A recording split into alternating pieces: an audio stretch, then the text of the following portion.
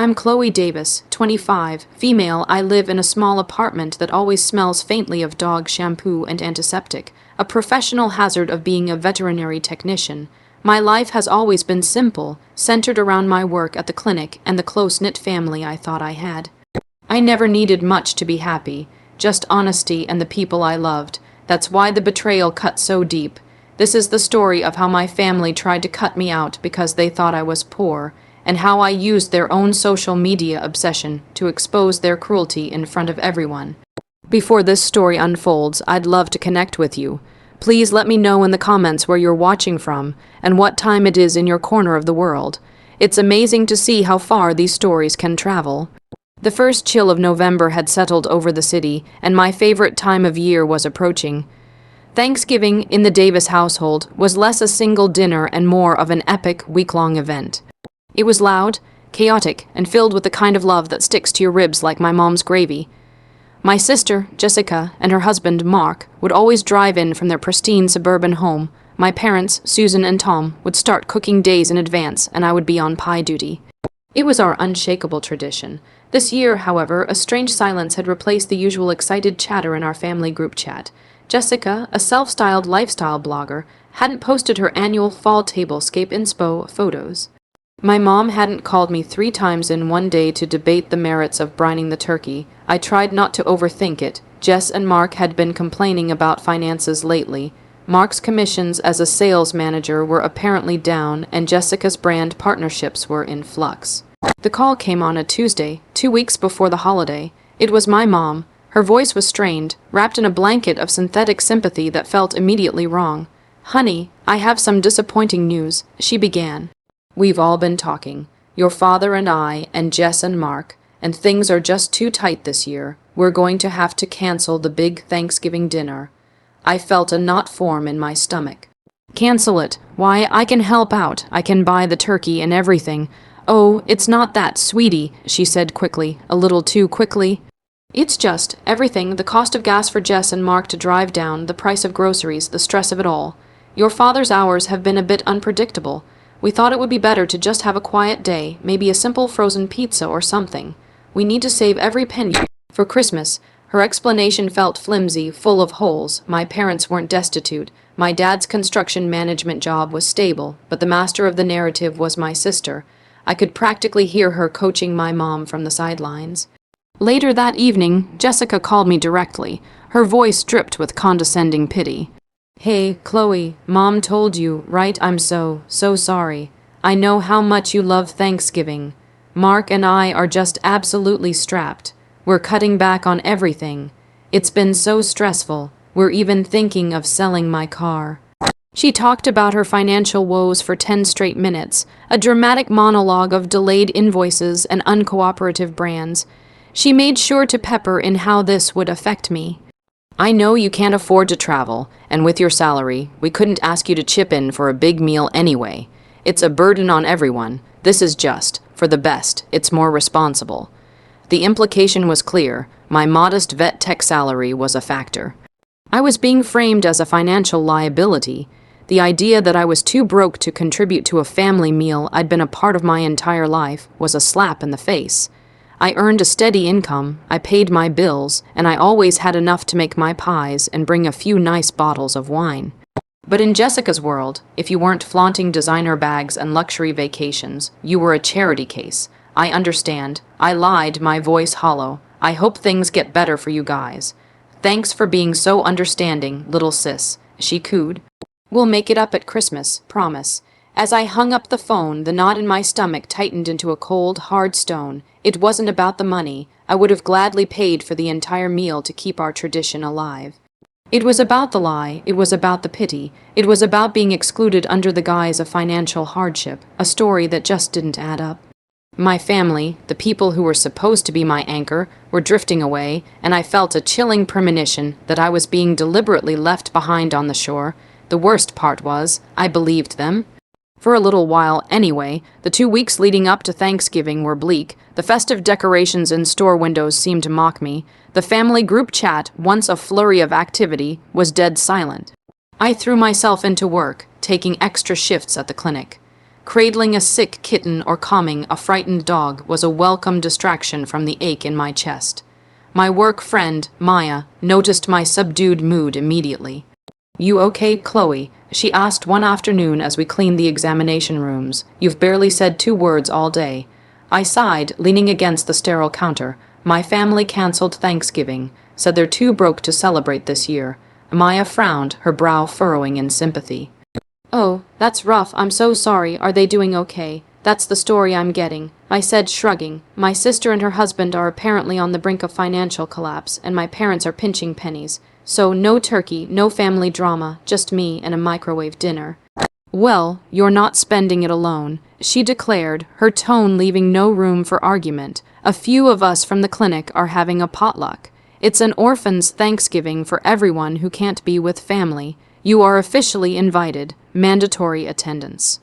A small, genuine smile touched my lips for the first time in days. "Really? Absolutely. My apartment, 4 p.m. Bring whatever you want, or just bring yourself." Her kindness was a balm on my wounded spirit.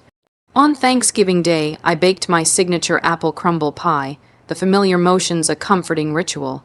I packed it up and headed to Maya's, determined to make the best of a bad situation. The orphan's Thanksgiving was a mishmash of wonderful people and delicious, uncoordinated food. There were 3 different kinds of mashed potatoes, no green beans, and a turkey that was slightly dry on one side, but it was perfect.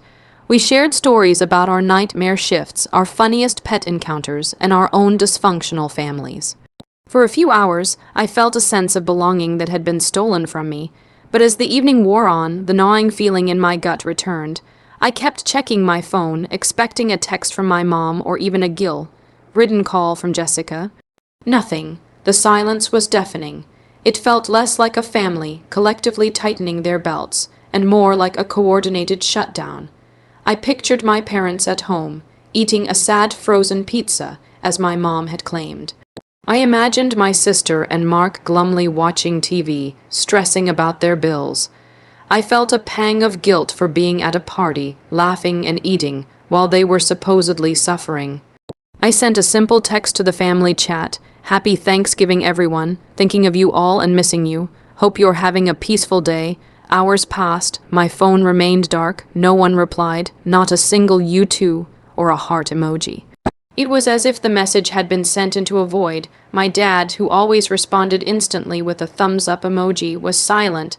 My mom, who would normally call after a text like that, didn't, and Jessica, who lived on her phone, was completely offline.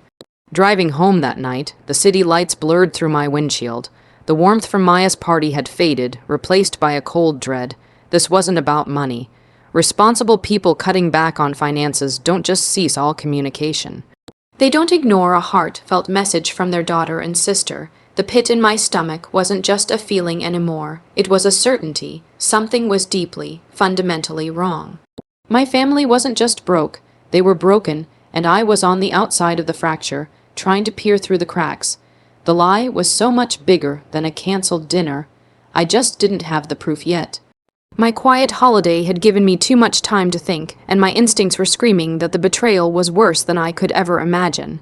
The silence wasn't a symptom of their financial problems. It was a part of their plan. The Friday after Thanksgiving, I woke up feeling hungover from a mix of wine and melancholy. I had the day off and spent the morning in a listless haze, tidying my apartment and trying to shake the feeling of unease.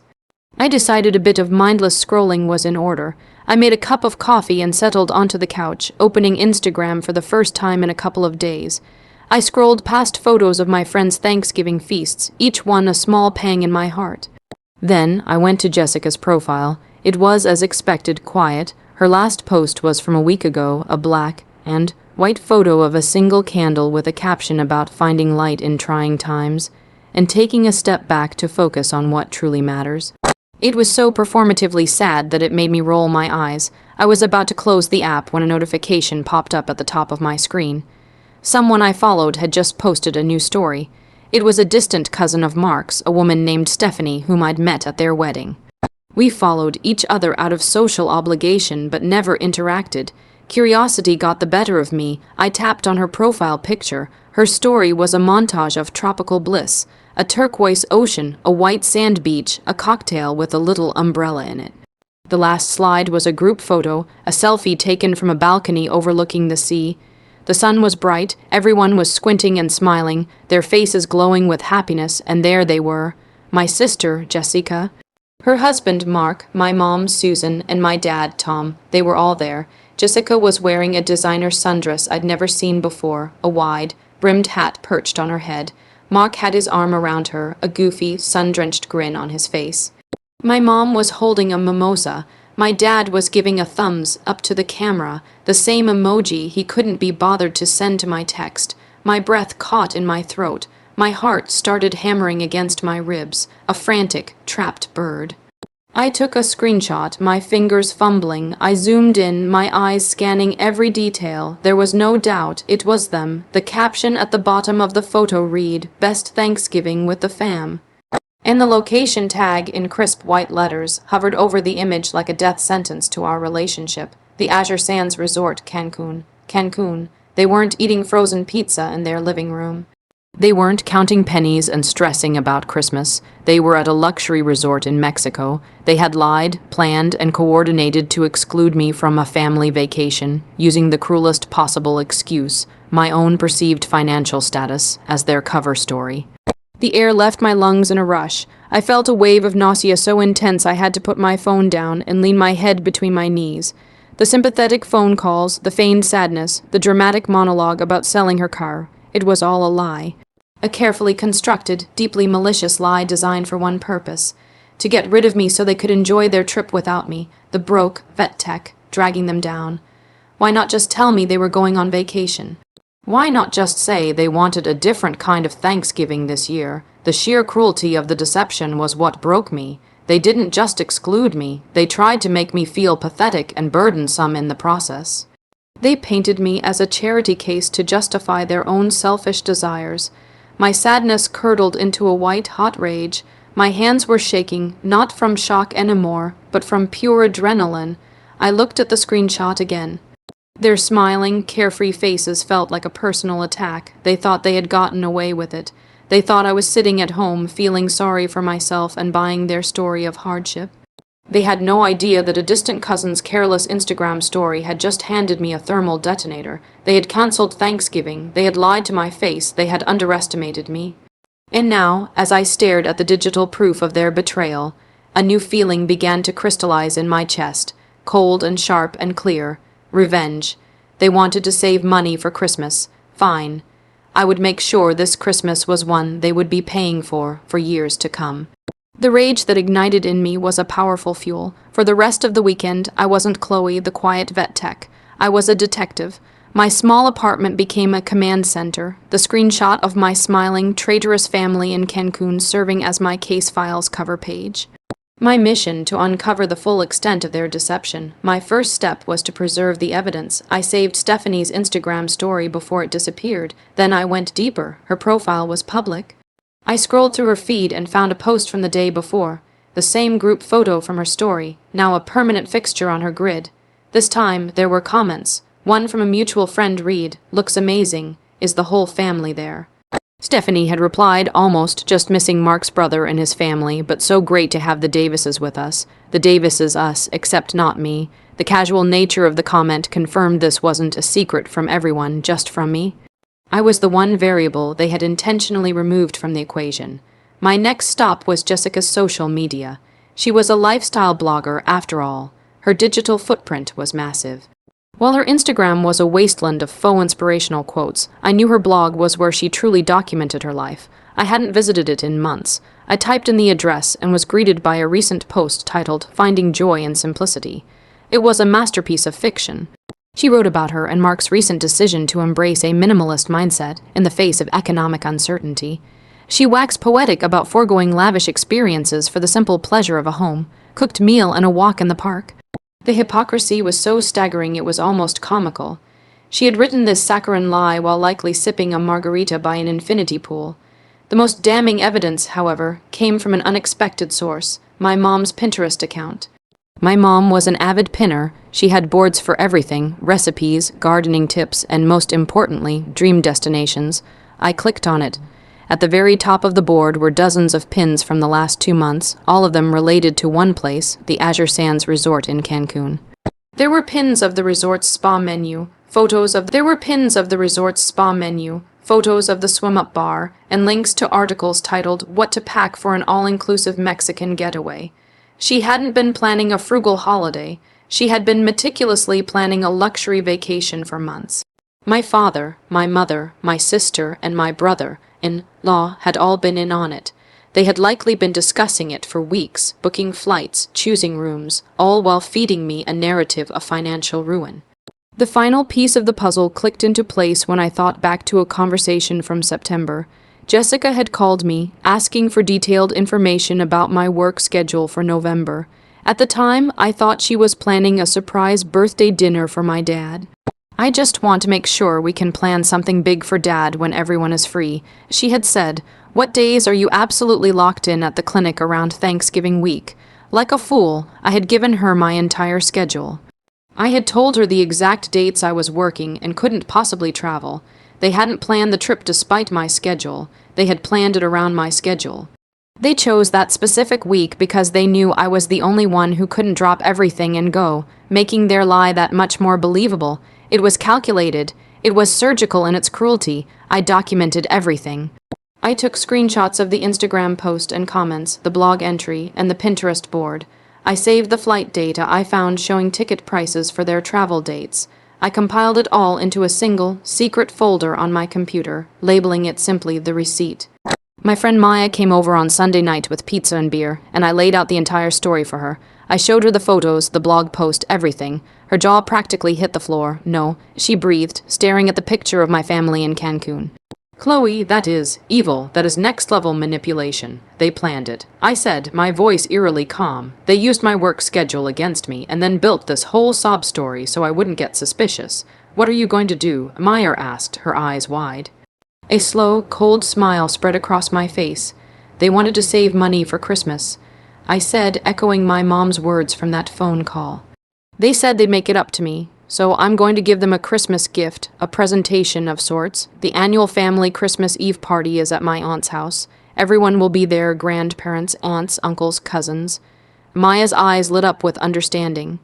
"You're going to blow them up." "I'm not just going to blow them up," I corrected her. "I'm going to give them the one thing Jessica has always craved, a massive audience for her lifestyle blog. Only this time, I'll be the one telling the story, and the theme won't be simplicity. It'll be deceit. The investigation was over. The planning was about to begin. The weeks between Thanksgiving and Christmas were a strange sort of limbo. On the surface, everything returned to normal. My family returned from their secret vacation, and the group chat slowly flickered back to life. My mom sent a text asking what I wanted for Christmas. Jessica posted a photo of her and Mark picking out a Christmas tree, with a caption about being so grateful to be home for the holidays. The sheer audacity was breathtaking. They called me, and I played my part beautifully. I was the dutiful, slightly downtrodden daughter and sister. I listened to my mom talk about her restful, quiet week at home. I listened to Jessica complain about how much Christmas gifts were costing this year. Each lie they told was another log on the fire of my resolve. They thought I was naive. They thought I was a pushover. They had no idea they were speaking to a woman who was methodically plotting their public downfall. My plan was simple in its concept, but required meticulous execution. The centerpiece of every Davis family Christmas Eve gathering was the year-in-review slideshow. For as long as I could remember, my aunt would collect photos from everyone throughout the year and compile them into a sentimental video set to cheesy holiday music. It was a cherished tradition. This year, I offered to make it myself. "Oh, that would be wonderful, Chloe," my aunt said when I called her. "It's such a big job. Are you sure you have the time?" "Absolutely," I said sweetly. "I've got some extra time on my hands this year. I'd love to do it. Just have everyone send their photos directly to me." She readily agreed and sent out an email to the entire extended family. My inbox was soon flooded with pictures of birthdays, anniversaries, and graduations. Jessica, of course, sent a curated folder of 50 professionally edited photos of herself and Mark, including several from their fraudulent, frugal Christmas tree outing. My parents sent a few awkward selfies from their backyard. None of them, of course, sent anything from the last week of November. They didn't need to. I already had the pictures that mattered. For 2 weeks, I worked on my masterpiece. The first 10 minutes of the slideshow were exactly what everyone would expect, a heartwarming collection of family moments from the past year. I included photos of everyone, making sure to feature my parents and Jessica prominently in happy, normal scenes. I wanted to lull them into a false sense of security. The final 5 minutes, however, were what I internally called the Cancun cut. I started this section with a black screen and white text, and now, a look at the strength and sacrifice of the Davis family during tough times. The first image to fade in would be a screenshot of Jessica's blog post about finding joy in simplicity, with her sanctimonious words highlighted. The next slide would be a screenshot of our text exchange, where she lamented being absolutely strapped. Then, the music would shift from a gentle instrumental carol to something with a bit more dramatic flair. I chose a classical piece with a powerful, building crescendo. The next image would be the sun-drenched group photo from Stephanie's Instagram, blown up in high definition on the big screen. I would let it hang there for a full 10 seconds in complete silence. After the silence, a new series of slides would begin. A screenshot of my mom's Pinterest board for the Azure Sands Resort, flight confirmation details I'd managed to find online for their travel dates, a map showing the distance between their homes and Cancun, juxtaposed with my text message asking if they were having a peaceful day. Each slide would be accompanied by a simple, factual caption at the bottom of the screen. Thanksgiving plan, a quiet day with frozen pizza. Thanksgiving reality, an all-inclusive luxury resort in Mexico. Reason given, we're too broke. Cost of trip, approximately $8,000. The grand finale would be a side-by-side comparison. On the left, a photo of me from Thanksgiving Day at the clinic's potluck, holding my apple crumble pie. On the right, the photo of them on the resort balcony, holding mimosas. The final slide would be another black screen with a single question in white text: was it worth it? I practiced the presentation over and over, timing the slides perfectly with the music. It was brutal, it was theatrical, and it was exactly what they deserved. They had created a private narrative of lies. I was going to give them a public showing of the truth. They had made me the star of their sob story. Now they would be the stars of mine. Christmas Eve couldn't come soon enough. Christmas Eve arrived crisp and cold. My aunt's house was warm and bright, filled with the scent of pine needles and roasting ham. The entire extended family was their grandparents, aunts, uncles, cousins. About 30 people in total. My parents, Jessica and Mark, greeted me with big, pitying hugs. "Chloe, you made it," Jessica chirped, squeezing me a little too tightly. "So good to see you. I'm so glad we can all be together for a proper holiday." "Me too," I said, my voice steady. My heart was pounding, but on the outside I was a picture of calm. I mingled for an hour, accepting condolences from relatives who had heard the sad story about our canceled Thanksgiving. "Oh, we were so sorry to hear you guys had to skip the big dinner." One uncle said, patting my shoulder, "Tough times for everyone. We're managing." I replied with a small, knowing smile. Finally, the moment came. My aunt clinked a glass and announced it was time for the annual slideshow. She handed me the remote for the projector. "Take it away, Chloe." All eyes turned to the large, white projector screen on the living room wall. My parents, Jessica and Mark, settled onto the couch, front and center, mugs of hot cocoa in their hands. They looked so comfortable, so smug. I dimmed the lights and pressed play. The first 10 minutes went exactly as planned. Happy photos flashed across the screen, set to joyful Christmas music. People laughed, they awe, at baby pictures, and my family in the front row beamed with pride. I saw Jessica whisper to Mark, likely complimenting my editing skills. They were completely oblivious. Then the screen went black, the text appeared, and now a look at the strength and sacrifice of the Davis family during tough times. A confused murmur rippled through the room. I saw my sister's smile falter. The screenshot of her simplicity a blog post filled the screen. Then our texts. Jessica's eyes widened. She shot a panicked look at my mom, who was frowning, confused. The gentle music faded out, replaced by the dramatic, building crescendo of the classical piece I'd chosen. And then, there it was, the Cancun photo, in glorious high definition, my family, tanned and grinning, holding tropical drinks.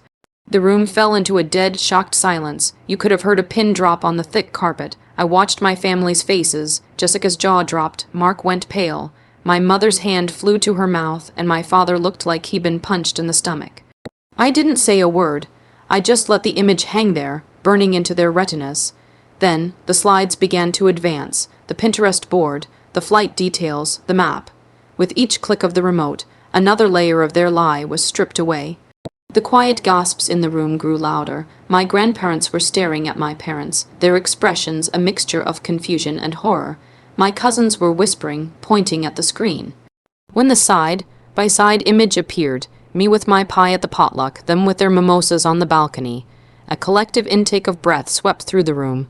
It was the visual representation of their entire betrayal, a story that needed no narrator. Finally, the last slide. Was it worth it? I turned the lights back on. Complete and utter pandemonium erupted. My aunt was the first to speak, her voice trembling with disbelief. "Susan, Tom, what is this?" And my mother was speechless, tears welling in her eyes. My father just stared at the floor, his face beat red. But Jessica, ever the performer, tried to seize control. She leaped to her feet, her face a mask of fury. "How could you, Chloe?" she shrieked, pointing at me. "How dare you try to embarrass us like this? You are twisting things." I finally found my voice, and it was as cold and steady as ice.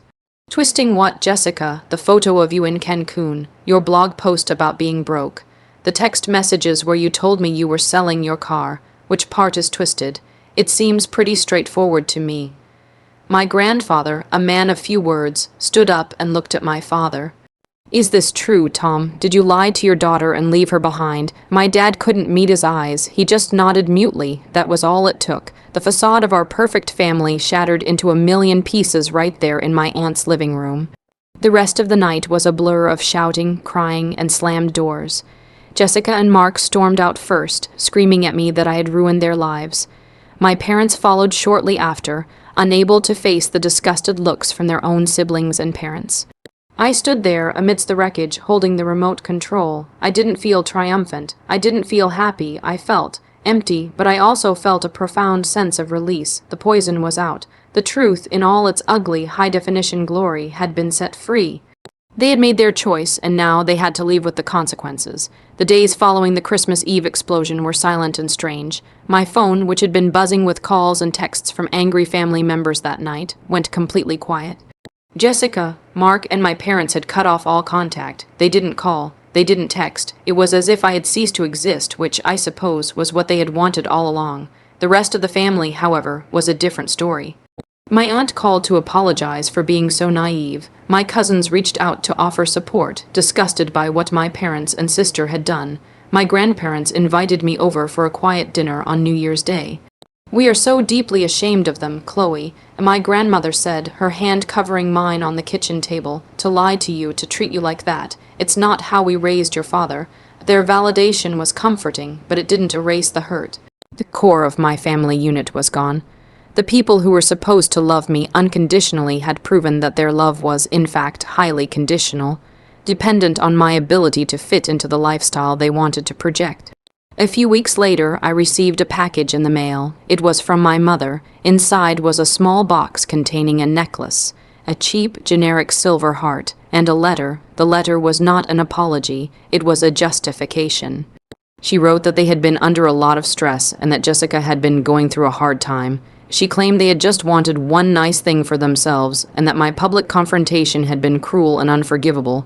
She said I had always been too sensitive, and that I had no idea what it's like to have real financial pressures. The letter ended with a passive-aggressive olive branch. "I hope one day you can find it in your heart to forgive us for wanting a vacation." I read the letter once, then twice.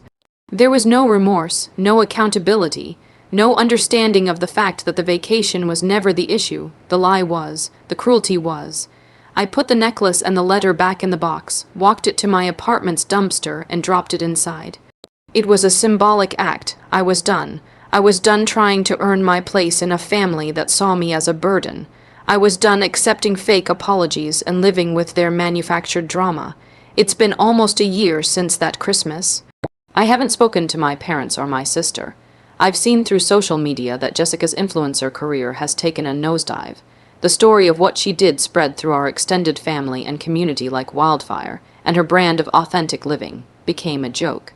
They got what they wanted, a life without me in it, but my life has blossomed in their absence. My Orphans Thanksgiving group is now a cherished annual tradition. Meyer and I have become inseparable, and my friendships have deepened into a chosen family that is bound by honesty and mutual respect, not obligation. I spend my holidays with people who value my presence, not my price tag. Sometimes I feel a pang of sadness for the family I lost, for the traditions that are now just memories. But then I remember the cold dread in my stomach when they lied, and the quiet dignity I felt when I chose to stand up for myself. I learned a hard lesson that year. Sometimes the most loving thing you can do for yourself is to walk away from the people who are supposed to love you the most. You have to cut out the poison to let the wound truly heal. And for the first time in a long time, I feel like I'm finally healing.